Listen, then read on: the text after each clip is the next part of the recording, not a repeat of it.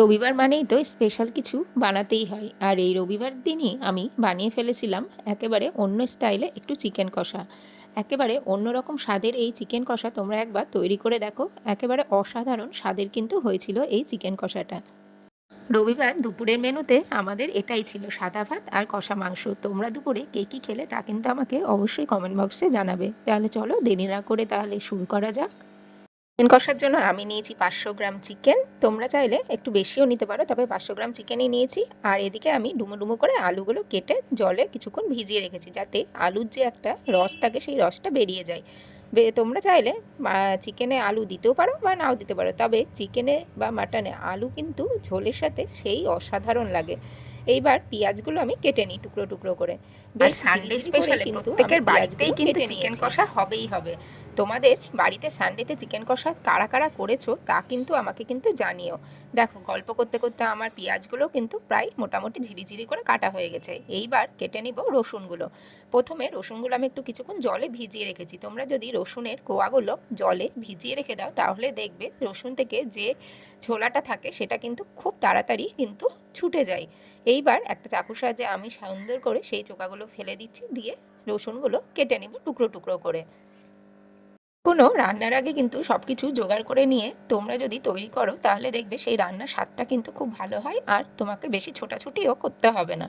তাই আগে থেকেই সব কিছু জোগাড় যন্ত্র কিন্তু আমি করেই নিয়েছিলাম। তোমরাও বেশ ভালোভাবে কিন্তু সব কিছু জোগাড় যন্ত্র করেই কিন্তু রান্না করতে বসবে। দেখো, চিকেনগুলো আমার ধোয়া হয়ে গেছিলো। চিকেনগুলো ধুয়ে নিয়ে আমি একটা বাটিতে নিয়ে নিচ্ছি। এইবার চিকেনগুলোতে দেব মশলা মাখানোর কাজ। শুধু চিকেন তো এমনি রাখলে হবে না, তাতে তো একটু মশলাও মাখাতে হবে। তবে এক্ষেত্রে আমি কিন্তু মশলা মাখাবো না, তার জন্য আমি আলাদা একটা মশলা বানিয়ে নেব। এবার মিক্সার জারে নিয়ে নিয়েছি আমি এক টুকরো মতো, তাতে নিয়ে নিয়েছি কয়েক কোয়া রসুনের টুকরো, আর কিছুটা নিয়েছি আমি পেঁয়াজ। তবে তোমরা টমেটোটা আলাদা পিউরি করতে পারো, তবে আমি এক্ষেত্রে একসাথেই সবগুলো বেটে নিয়েছি। তাতে টমেটোর একটা ফ্লেভার থাকে, সেটাও কিন্তু খুব ভালো লাগে পেঁয়াজ আর রসুনের সাথে যখন মিশে যায়। দেখো, আমি কিন্তু একেবারে মশলাটা করে নিই, আগে বেটে নিই, তারপরে আমি রান্নাটা চাপিয়ে দেবো। কড়াইতে নিয়ে নিয়েছি তেল গরম করে। তেল গরম করেই আমি এবার দিয়ে দেবো আলুগুলো। আলুগুলো বেশ লাল করে কিন্তু ভাজতে হবে। তবে ভাজার আগে একটা টিপস কিন্তু বলি, হলুদ আর লবণ। যখনই তোমরা আলু ভাজবে, আলুর মধ্যে একটু লবণ আর একটু সামান্য হলুদ দিয়ে কিন্তু এই আলুগুলো ভাজবে। তাহলে আলুগুলোর যে স্বাদ, সেই স্বাদটা কিন্তু খুব ভালো লাগে। আর চিকেনের মধ্যে যখন আলুগুলো পড়ে, তার স্বাদ তো একেবারেই বদলে যায়। এবার আলুগুলো দেখো ভেজে তুলে নিয়েছি, আর ওই তেলেই আমি চিকেনের টুকরোগুলো ভেজে নেব। আমি কিন্তু আগে থেকে একেবারেই কিন্তু মশলা মাখিয়ে রাখিনি, কোনো রকম মশলাও কিন্তু অ্যাড করিনি, কারণ চিকেনগুলো আগে আমি ভেজে নেব। চিকেনগুলো বেশ কিছুক্ষণ, তবে খুব বেশিক্ষণ না, তাহলে চিকেনগুলো শক্ত হয়ে যাবে। হালকা একটু আমি ভেজে নিয়েছি। ভেজে নিয়ে চিকেনের টুকরোগুলো আলাদা একটা পাত্রে তুলে রেখে দেবো। দেখো, আলুগুলোতে হলুদ আর লবণ দিয়ে ভাজাতে আলুগুলো দেখতে কতটা সুন্দর হয়েছে, আর বেশ নরমও হয়ে গেছে। তোমাদের চিকেনে দেওয়ার সাথে সাথেই কিন্তু ঝোলের যে রসটা, সেই রসটা কিন্তু আলুর মধ্যে ঢুকে যাবে। এদিকে চিকেনও আমার দেখো ভাজা হয়ে গেছে। চিকেনগুলো ভাজা হয়ে গেলে বাটিতে আমি তুলে রেখেছি, আর ওই তেলেই দিয়ে দিব কিছুটা আমি গরম মশলা। তবে চিকেনটা ভাজার সময় চিকেনের যে একটা তেল থাকে, সেই তেলটা দিয়েই দেখবে আমার ফোড়নটা হয়ে গেছে, কারণ খুব বেশি তেল কিন্তু লাগবে না। এক্ষেত্রে এইবার দিয়ে দিয়েছি পেঁয়াজের টুকরোগুলো, আর রসুনের যে টুকরোগুলো বাকিটা ছিল সেইটা দিয়ে বেশ লাল লাল করে আমি ভেজে নিয়েছি। এইবার আমি চিকেনটাতে কিন্তু মশলা মাখিয়ে নেব। এইবার দিয়ে দিয়েছি কিছুটা পরিমাণে টক দই। কিছুটা পরিমাণে টক দই দিয়েছি, সামান্য পরিমাণে দিয়েছি কালারের জন্য লাল লঙ্কা গুঁড়ো, কাশ্মীরি রেড চিলি পাউডার চাইলে দিতেও পারো, নাও দিতে পারো। যাদের কালার পছন্দ নয় তারা কিন্তু এটা স্কিপ করে যাবে। দিয়েছি ধনে গুঁড়ো, সামান্য গরম মশলা গুঁড়ো, আর দিয়েছি গোলমরিচের গুঁড়ো। তবে গোলমরিচ তোমরা অপশনাল, তোমরা দিতেও পারো, নাও দিতে পারো। কিছুটা দিয়েছি কাঁচা লঙ্কা বাটা। আমি লাল যে কাঁচা লঙ্কাগুলো বাজার থেকে নিয়ে এনেছিলাম, সেটাই কিন্তু বেটে দিয়েছি। তার লাল লঙ্কা বাটাটা দিলে যে কোনো রান্নার যে টেস্ট, সেই টেস্টটাই কিন্তু পুরো বদলে যায়। কারণ আমাদের আগাগোড়াই প্রায় দাদু ঠাকুমাদের সময় থেকে বাটা মশলার স্বাদ কিন্তু আলাদাই থাকে। আমি শিলনোড়াতেই কিন্তু লঙ্কাগুলো বেটে নিয়েছিলাম, আর সামান্য লবণ দিয়েছি, একটু সামান্য 2-4টা চিনি দিয়ে মাংসটা ভালোভাবে আমি নেড়ে চেড়ে রেখে দিয়েছি। আর এদিকে দেখো পেঁয়াজগুলো লাল লাল করে হালকা হালকা করে কিন্তু ভাজা হয়ে যাচ্ছে। এইবার যে বেটে রাখা পেস্টটা ছিল, মানে আমার পেঁয়াজ, রসুন আর টমেটো, এইবার সেই পেস্টটা দিয়ে তার মধ্যে দিয়েছি সামান্য আদা আর রসুন, আদা আর জিরে বাটা, আর দিয়েছি সামান্য পরিমাণে হলুদ, আর দিয়েছি সামান্য পরিমাণে লবণ, কারণ চিকেনে আমার লবণটা আমি একটু মাখিয়ে রেখেছিলাম, তাই চিকেনে কিন্তু খুব বেশি লবণ লাগে না। এইবার মশলাটা তেল যতক্ষণ না বেরিয়ে যাচ্ছে ততক্ষণ কিন্তু একেবারে ভাজতে হবে। আর দেখো বেশ কিছুক্ষণ কিন্তু চিকেনটা আমি রেখেছিলাম মাখিয়ে। এইবার চিকেনগুলো দিয়ে প্রায় 30 মিনিট মতো আমি কষিয়েছি, প্রায় একেবারে দম কমিয়ে। খুব বেশি আঁচ কিন্তু দিইনি, কারণ চিকেনটাতে বেশি জল আমি দেবো না, একবারেই হবে কষা কষা। চিকেন তো ভাজতে ভাজতেই নরম হয়ে গেছে, শুধু তেলটা বেরোনোর অপেক্ষাতেই ছিলাম।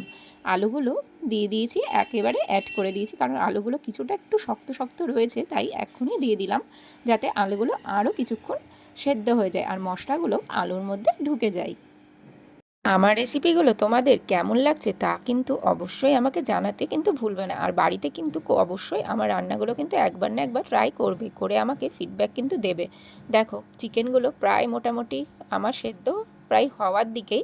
এই অবস্থায় একটুখানি ঢেকে দিই, কারণ ঢেকে দিলে চিকেনগুলো যে রস, সেই রসগুলো কিন্তু চিকেনের মধ্যে ঢুকে যাবে। 10 মিনিট মতো চিকেনটা আমি কিন্তু বেশ কিছুক্ষণ ঢাকা দিয়ে রেখেছি, যাতে চিকেনটা একটু সেদ্ধ হয়ে যায়, আলুগুলো সেদ্ধ হয়ে যায়, আর তেলটার যে মশলাটা, সেই মশলার গন্ধটাও যাতে চলে যায়। তবে তোমাদের চিকেন খেতে কার কার পছন্দ, কে কে সানডেতে চিকেন করো, না তোমাদের চিকেন পছন্দ না মাটন পছন্দ, তা কিন্তু জানিও। দেখো তোমরা কে কে কোথা থেকে আমার ভিডিওগুলো দেখছো তাও কিন্তু আমাকে কমেন্ট বক্সে জানিও, তাহলে আমি বুঝতে পারবো যে তোমরা কোথা থেকে, কত দূর থেকে আমার ভিডিওগুলো দেখছো। দেখো গল্প করতে করতে চিকেনগুলো কিন্তু প্রায় আমার মজে গেছে, একেবারে কষা কষা প্রায় হয়েই গেছে। তেলও দেখো কতটা সুন্দর বেরিয়ে গেছে, আর কালারটা দেখো একেবারে জাস্ট অসাধারণ হয়েছে। আমি সামান্য পরিমাণে একটু গরম জল এতে অ্যাড করেছি, যাতে একটু সামান্য জল থাকে আর চিকেনগুলো আরও একটু সুন্দর হয়ে যায়। এইবার আমি দিয়ে দিয়েছি ধনেপাতা কুচি। তোমরা অপশনাল ধনেপাতা কুচি দিতেও পারো, নাও দিতে পারো, তবে আমি ধনেপাতা কুচিটা দিয়েছি, তাতে চিকেনের যে টেস্ট সেটা কিন্তু আরও সুন্দর হয় ধনেপাতার ফ্লেভারে। চিকেন আমার প্রায় রেডি হয়ে গেছে। দেখো চিকেনের জলটাও কিন্তু বেশ সুন্দর, ঝোলটা ফুটতে শুরু করে দিয়েছে। আর তোমাদের আমার রান্নাটা কেমন লাগলো আমাকে জানাতে কিন্তু ভুলবে না। চলো এইবার চিকেনটা আমি একেবারে নামিয়ে পরিবেশন করা শুরু করে দিই, কারণ সববার কিন্তু দুপুরবেলা খিদে পেয়ে গেছে এই চিকেনের গন্ধে। চিকেনটা দেখো তা কতটা ভালো লাগছে দেখতে, আর এটা দিয়ে এক থালা ভাত তো কেন, 2 থালা ভাতও কিন্তু খাওয়া হয়ে যাবে, আর কোনো কিছুই কিন্তু এই চিকেনের সাথে লাগবে না। চিকেনের এই ঝোলটা দেখে কার কার জিভে জল আসছে বলো তো দেখি? আমার তো জিভে জল চলে এসেছে। আর সবাই কিন্তু খাওয়ার জন্য একেবারে অধীর আগ্রহে বসে রয়েছে, কতক্ষণে এই চিকেন দিয়ে ভাতটা খাবে। আমার রেডিও হয়ে গেছে, ভাতও বাড়া হয়ে গেছে, নিয়েছি সামান্য স্যালাড, একটু কাঁচা পেঁয়াজ নিয়েছি। এই দিয়েই আমাদের আজকে দুপুরের মেনু সারা হয়ে গেছে। তোমরা কে কী খেলে তা কিন্তু অবশ্যই জানাবে, আর আমার রান্নাগুলো কেমন লাগছে কমেন্ট বক্সে জানাতে ভুলবে না যেন। ঠিক আছে, আজকের মতো টাটা।